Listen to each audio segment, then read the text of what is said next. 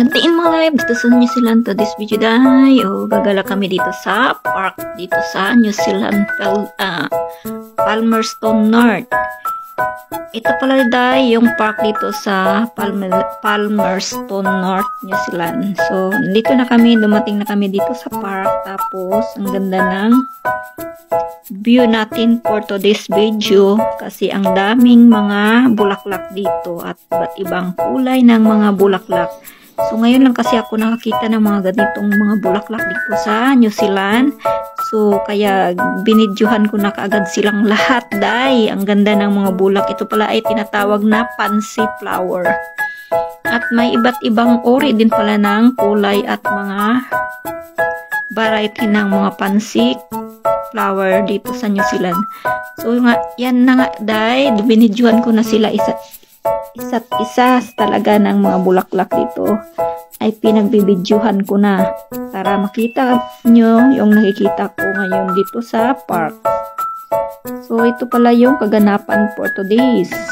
Gumala kami dito sa park ng New Zealand at ang ganda pala ng mga bulaklak ngayon kasi nag-uumpisa na mag-spring dito sa New Zealand. So ang lamig pa rin ng klima dito at saka mahangin. So yan na nga yung mga bulaklak dito sa New Zealand. Iba't ibang uri ng mga bulaklak na dito mo lang makikita sa New Zealand.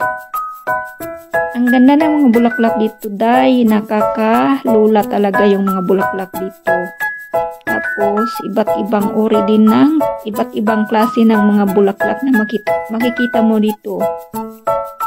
Kakaibang mga bulaklak. So ngayon lang pala ako nakakita ng mga ganitong bulaklak. Nakikita ko noon ito sa television or sa movie.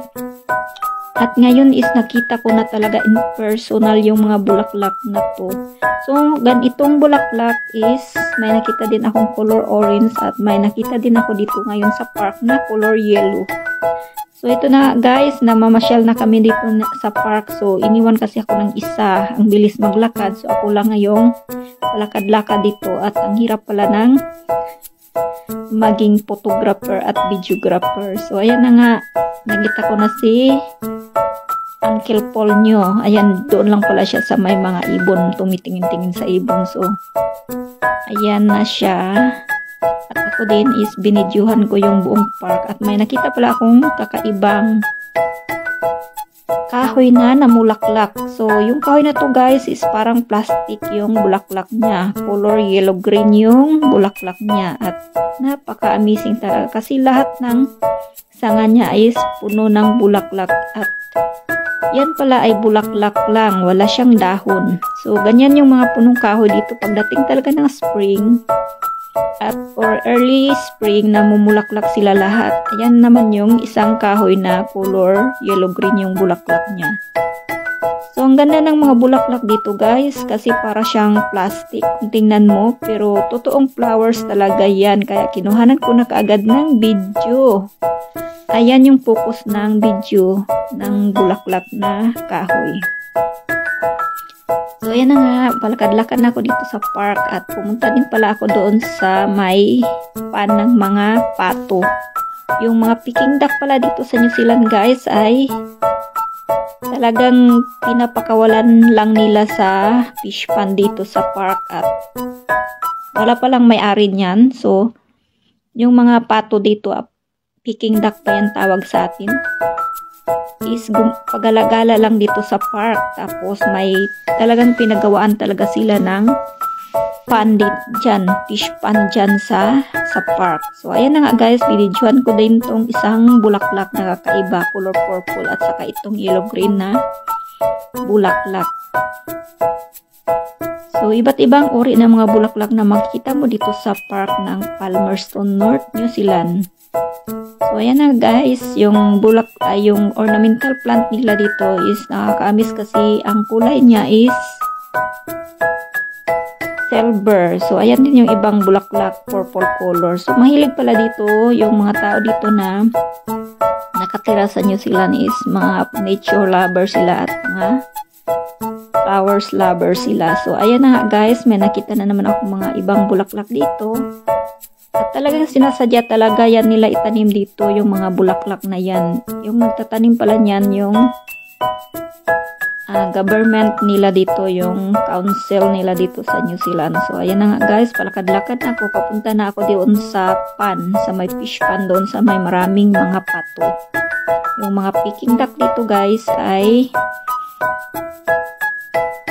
nanganak na sila at may maliliit na silang duckling.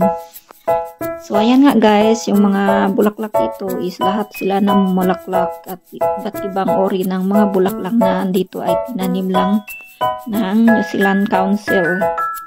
So, yung mga park pala dito sa New Zealand guys is libre lang yan, free, walang bayad. So, yan talaga yung galaan dito sa Palmerston North na mga park. So, ayan yung mga bulaklak dito na pananim nila. Makikita mo yan dito sa park ng New Zealand, sa Palmerston North dito sa. At yan naman pala yung kahoy na tinatawag nilang maple tree. So may iba't ibang ori din ng maple tree.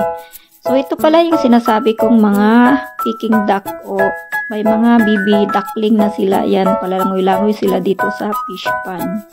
At ito naman yung ibang uri ng bulaklak. Hindi ko yan kilala yung mga bulaklak dito guys. Pero binidyohan ko sila kasi nagandahan ako sa mga bulaklak nito.